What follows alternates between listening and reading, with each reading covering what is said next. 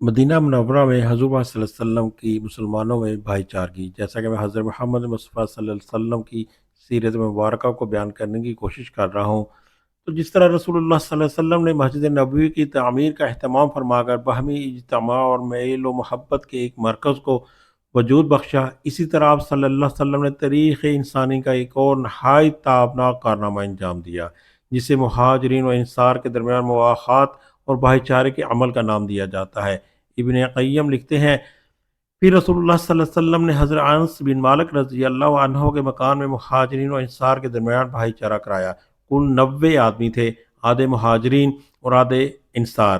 بھائی چارے کی بنیاد یہ تھی کہ ایک دوسرے کے غم خوار ہوں گے اور موت کے بعد نسبی قرابت داروں کے بجائے یہی ایک دوسرے کے وارث ہوں گے۔ وراثت کا یہ حکم جنگ بدر تک قائم رہا۔ پھر یہ آیت نازل ہوئی کہ وَأُولُو الْأَرْحَامِ بَعْضُهُمْ أَوْلَىٰ بِبَعْضٍ، نسبی قرابت دار ایک دوسرے کے زیادہ حقدار ہیں، یعنی وراثت میں۔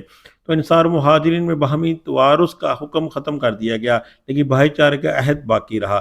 کہا جاتا ہے کہ آپ صلی اللہ علیہ وسلم نے ایک اور بھائی چارہ کرایا تھا جو خود باہم مہاجرین کے درمیان تھا، لیکن پہلی بات کی ثابت یہ ہے یوں بھی مہاجرین اپنی باہمی اسلامی اخوت، وطنی اخوت اور رشتہ و قرابت دار کی اخوت کی بنا پر آپس میں اب مزید کسی بھائی چارے کے محتاج نہ تھے، جبکہ مہاجرین اور انصار کا معاملہ اس سے مختلف تھا۔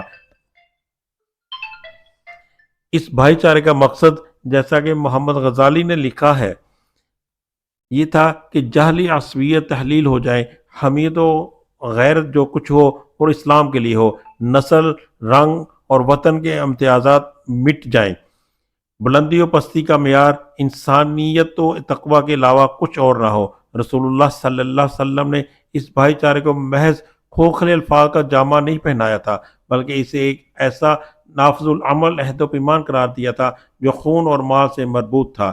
یہ خالی خلی اسلامی اور مبارکباد نہ تھی کہ زبان پر روانی کے ساتھ جاری رہے مگر نتیجہ کچھ نہ ہو، بلکہ اس بھائی چارے کے ساتھ ایثار و غمگساری اور موانست کے جذبات بھی مخلوط تھے، اور اسی لیے اس نے اس نئے معاشرے کو بڑے نادار اور تابناک کارناموں سے پر کر دیا تھا۔ چنانچہ صحیح بخاری میں ہے کہ مہاجرین جب مدینہ تشریف لائے تو رسول اللہ صلی اللہ علیہ وسلم نے حضرت عبد الرحمن بن عوف رضی اللہ عنہ اور سعد بن ربیع رضی اللہ عنہ کے درمیان بھائی چارہ کرا دیا۔ اس کے بعد حضرت سعد رضی اللہ عنہ اور حضرت عبد الرحمن رضی اللہ عنہ سے کہا، انصار میں سب سے زیادہ مالدار ہو، آپ میرا مال 2 حصوں میں بانٹ کر آدھا لے لیں، اور میری 2 بیویاں ہیں، آپ دیکھ لیں جو زیادہ پسند ہو مجھے بتا دیں، میں اسے طلاق دے دوں اور عدت گزرنے کے بعد آپ اس سے شادی کر لیں۔ حضرت عبد الرحمن رضی اللہ عنہ نے کہا، اللہ آپ کے اہل اور مال میں برکت دے، اب لوگوں کا بازار کہاں ہے؟ لوگوں نے انہیں بنی قینقاع کے بازار کا پتہ دیا، وہ واپس آئے تو ان کے پاس کچھ فاضل پنیر اور گھی تھا۔ اس کے بعد وہ روزانہ روانہ ہو جاتے، پھر ایک دن آئے تو ان پر زردی کا اثر تھا۔ نبی صلی اللہ علیہ وسلم نے دریافت فرمایا، یہ کیا ہے؟ انہوں نے کہا، میں نے شادی کی ہے۔ آپ صلی اللہ علیہ وسلم نے فرمایا، اوروں کا مہر کتنا دیا ہے؟ بولے، 1 نواح گٹھلی کے ہم وزن، یعنی کوئی 1.25 تولہ سونا۔ اسی طرح حضرت ابو ہریرہ رضی اللہ عنہ سے ایک روایت آئی ہے کہ انصار نے نبی صلی اللہ علیہ وسلم سے عرض کیا، آپ صلی اللہ علیہ وسلم ہمارے درمیان، ہمارے بھائیوں کے درمیان ہمارے کھجور کے باغات تقسیم فرما دے۔ آپ صلی اللہ علیہ وسلم نے فرمایا، نہیں۔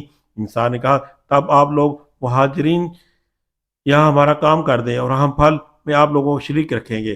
انہوں نے کہا، ٹھیک ہے۔ ہم نے یہ بات سنی اور مانی۔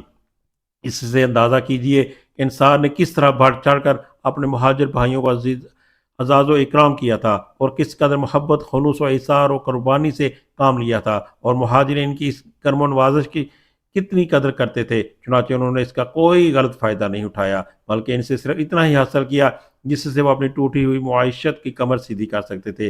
اور حق یہ ہے کہ یہ بھائی چارہ ایک نادار حکمت، حکیمانہ سیاست اور مسلمانوں کو درپیش محبت سارے مسائل کا ایک بہترین حل تھا۔ اسی طرح اسلامی تعاون میں مذکورہ بھائی چارے کی طرح رسول اللہ صلی اللہ علیہ وسلم نے ایک اور عہد و پیمان کرایا، جس کے ذریعے ساری جہلی کشاکش اور قبائلی کشمکش کی بنیادی ڈھا دی اور دور جہلی کے رسم و رواج کے لیے کوئی گنجائش نہ چھوڑی۔ اسی طرح اس میں یہ تحریر تھا کہ محمد نبی صلی اللہ علیہ وسلم کی جانب سے قریشی، یثربی، ان کے تابع ہو کر ان کے ساتھ لاحق ہونے اور جہاد کرنے والے مومنین اور مسلمانوں کے درمیان یہ تحریر کیا جاتا ہے کہ نمبر 1، یہ سب اپنے ماسوا انسانوں سے الگ ایک امت ہے۔ مہاجرین قریش اپنی سابقہ حالت کے مطابق باہم دید کی ادائیگی کریں گے اور مومنین کے درمیان معروف اور انصاف کے ساتھ اپنے قیدی کا فدیہ دیں گے، اور انسان کے تمام قبیلے اپنی سابقہ حالت کے مطابق باہم دید کی ادائیگی کریں گے، اور ان کا ہر گروہ معروف طریقے پر اور اہل ایمان کے درمیان انصاف کے ساتھ اپنے قیدی کا فدیہ ادا کرے گا، اور اسی طرح اہل ایمان اپنے درمیان کسی بے کس کو فدیہ یا دید کے معاملے میں معروف طریقے کے مطابق عطا و نوازش سے محروم نہ رکھیں گے۔ اور نمبر 4، سارے راست باز مومنین اس شخص کے خلاف ہوں گے جو ان پر زیادتی کرے گا یا ان اہل ایمان کے درمیان ظلم اور گناہ اور زیادتی اور فساد کی راہ کا بیج بوئے گا۔ اسی طرح نمبر 5، ان سب کے ہاتھ اس شخص کے خلاف ہوں گے، خواہ وہ ان میں سے کسی کا لڑکا ہی کیوں نہ ہو۔ نمبر 6، کوئی مومن کسی مومن کو کافر کے بدلے قتل نہ کرے گا۔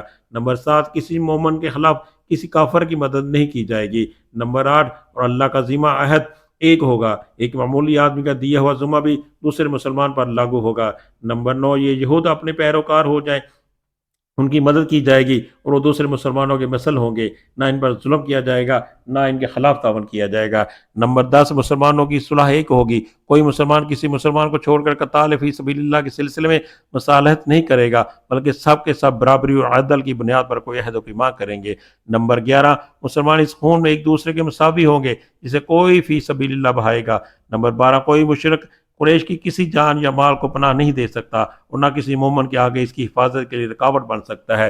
اسی طرح جو شخص کسی مومن کو قتل کرے گا اور ثبوت موجود ہوگا، اس سے قصاص لیا جائے گا، سوائے اس صورت کے کہ مقتول کا ولی راضی ہو جائے۔ نمبر 14، یہ کہ سارے مومنین اس کے خلاف ہوں گے، ان کے لیے اس کے سوا کی کچھ حلال نہ ہوگا کہ اس کے خلاف اٹھ کھڑے ہوں۔